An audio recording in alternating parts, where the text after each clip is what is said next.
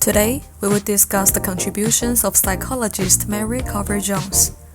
Her work directly addressed the question raised by John B. Watson and Rosalie Reiner's 1920 Little Albert experiment. The study demonstrated that emotional responses like fear could be acquired through classical conditioning. This led to a critical subsequent question. Can acquired fear be eliminated through an experimental procedure? In 1924, Mary Carver Jones provided an empirical answer. Her subject was a young child, known as Peter, who exhibited a conditioned fear response to fairy objects, such as rabbits. Jones's methodological core was deconditioning and counterconditioning. Her procedure was as follows. While Peter was in a state of pleasures, such as eating his favorite food, the conditioned stimulus, the rabbit, was presented at a distance sufficient to be noticeable, but not yet triggers significant fears. Subsequently, under multiple trials, the distance between the stimulus and the subjects was gradually and systematically reduced. The theoretical basis for this procedure was that relaxation and fear response are incompatible. The pleasurable sensation from eating acted as a positive unconditioned response, repeatedly paired with the unconditioned stimulus, the rabbit. The result was that the pleasurable response gradually replaced and inhibited the original fear response.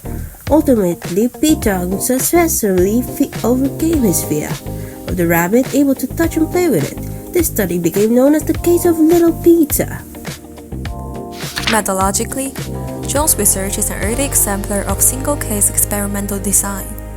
It clearly demonstrated three case elements of behavior modification: a systematic, gradual approach based on learning principles.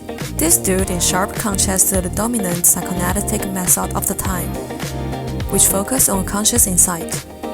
The theoretical significance of this study is profound.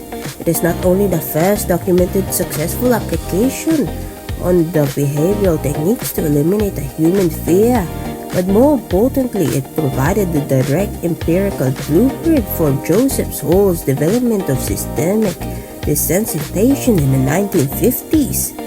The core principle of Hall's theory, gradually exposure to a fear hierarchy, while in a state of relaxation, validated and expanded upon Jones' ideas. Therefore, Jones's work transcends a simple case report. It established the fundamental logic of exposure therapy, namely, to break the conditioned association between a stimulus and a fear response by presenting the stimulus in a controlled, gradual manner while ensuring the individuals remains in a relaxed state. This principle remains the gold standard for treating anxiety disorders and specific phobias today. In summary, due to her pioneering empirical work, Mary Carver Jones is widely recognized as the mother of behavioral therapy.